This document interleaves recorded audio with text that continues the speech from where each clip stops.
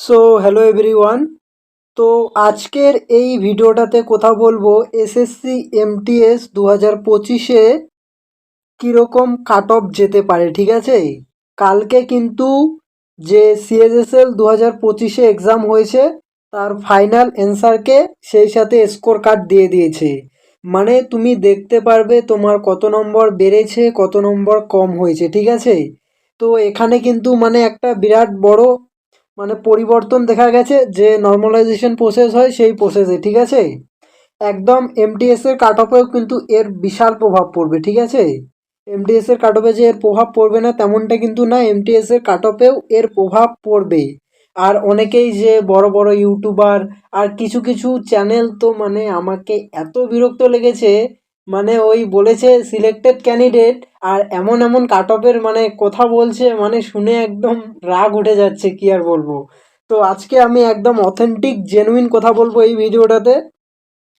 তো তাহলে এবারে মানে প্রথমে আমরা দেখে নেব যে সিএসএসএল এ কীরকম কী হয়েছে, তারপরে আমি এমটিএস এর ব্যাপারে আসছি, ঠিক আছে। তো এই যে এখানে দেখতে পাচ্ছ তোমরা, কালকেই দিয়েছে স্কোর কার্ড। এখানে স্টুডেন্টের নাম্বার কীরকম মানে বেড়েছে কমেছে, এই যে এখানে এলে তোমরা দেখতে পাবে, আশা করি দেখতে পাচ্ছ তোমরা। এই যে একটা স্টুডেন্টের ওর মানে নর্মাল যেটা র স্কোর ছিল দেখো 147, আর মানে মাইনাস কত মাইনাস হয়ে তোমার 119-এ এসেছে।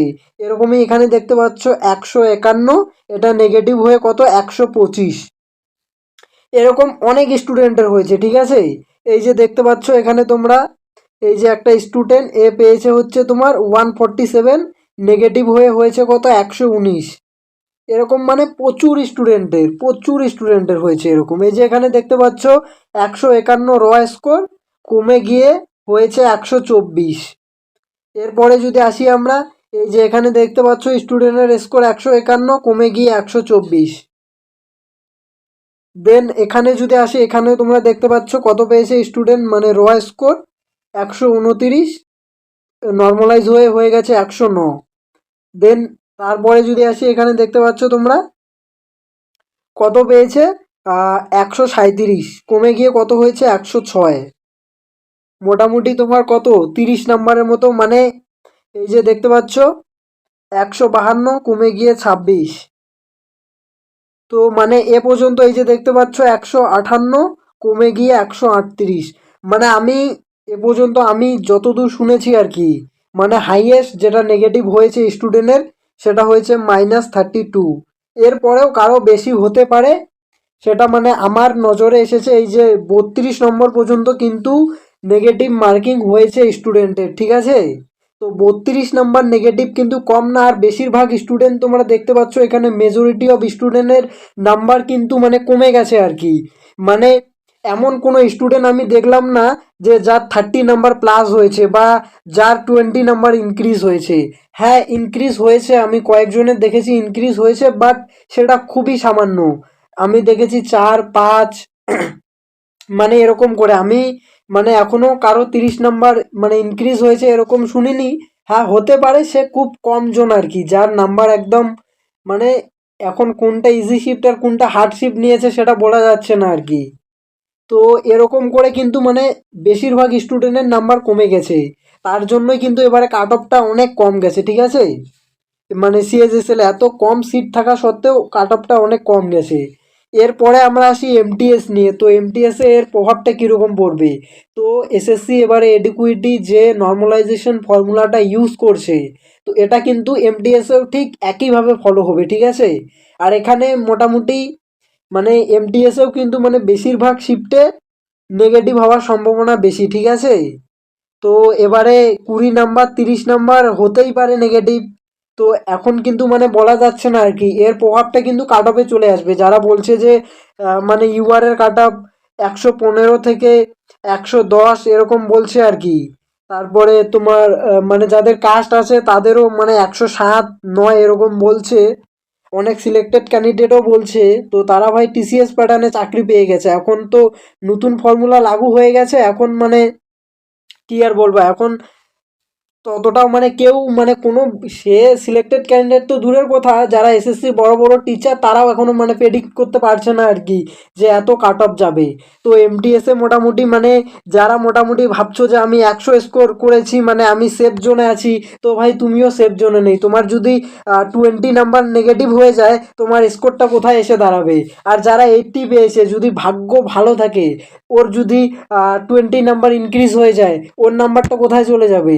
তো এখন মানে এটা পুরোপুরি মানে এসএসসির উপরে ডিপেন্ড করছে মানে কিভাবে নর্মালাইজেশনটা হবে, মানে কোন শিফটকে তারা হার্ড ধরবে আর কোন শিফটকে তারা মানে ইজি শিফট ধরবে।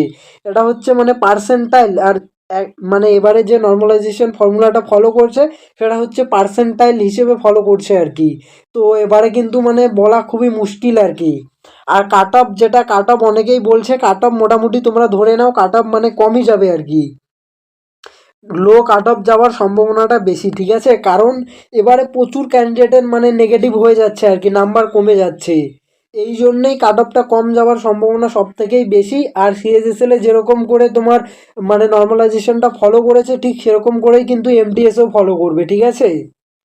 মানে তার কোনো ব্যতিক্রম হবে না এখানেও, ঠিক একইভাবে এখানেও মানে ফলো করবে। তো মোটামুটি এখানে তোমরা কেউ মানে এখন কিছু বলা যাচ্ছে না আর কি যে তুমি 110 পেয়েছো বা তুমি 90 পেয়েছো বা তুমি 100 পেয়েছো, হ্যাঁ তুমি একদম সেভ স্কোরে একদমই বলা যাচ্ছে না। ধরো একজন ইউআর ক্যান্ডিডেট যে 130 পেয়ে বসে আছে তাকেও সেফ জোনে ধরা যাচ্ছে না, তার যদি 30 নাম্বার ডিক্রিজ হয়ে যায় আর হয়ে যায় 100 স্কোর, কাট অফ ধরো গেল ইউআরে 105, তাহলে তো হচ্ছে না না। তো এখন মোটামুটি মানে একদম শিওর কিছুই বলা যাবে না, ঠিক আছে? আর কেউ এখন কনফার্ম না যে আমার সিলেকশন হবে। হ্যাঁ এখন তাদের সিলেকশন হবে যারা 150-এ 150 পেয়ে বসে আছে, তাদের যদি 30 নাম্বার ডিক্রিজ হয়ে যায় কোনো ম্যাটার করে না, তারা মোটামুটি 120 যদি নর্মালাইজেশন হয়ে থাকে কোনো না কোনো স্টেট পেয়ে যাবে। আর 120-তে মানে যে কোনো ক্যাটাগরিতে সে কাট অফ ক্লিয়ার করে নেবে, ইউআর হোক বা যাই হোক। তো এই হচ্ছে এবারে ব্যাপার, ঠিক আছে? এখন মোটামুটি মানে প্রেডিক্ট করা যাচ্ছে না যে এত কাট অফ যাবে এত কাট অফ যাবে, কিন্তু কাট অফ কমই যাবে, বেশি যাবে না, ঠিক আছে? আর যারা মোটামুটি এবারে 80+ স্কোর আছে যাদের যাদের, তারা মানে হাওয়ালদারের জন্য ডাক পেতে পারে আর কি, যেটা আমার মনে হচ্ছে। সো এই হলো আজকের ভিডিও। এবারে কিন্তু মানে নর্মালাইজেশনে প্রচুর স্টুডেন্টের নাম্বার কমে গেছে, তো দেখা যাক কি হয় নেক্সটে। তো তুমি যদি একজন এসএসসি এমটিএস এর মানে প্রিপারেশন নেওয়া ক্যান্ডিডেট হয়ে থাকো অবশ্যই চ্যানেলটাকে সাবস্ক্রাইব করে রাখো।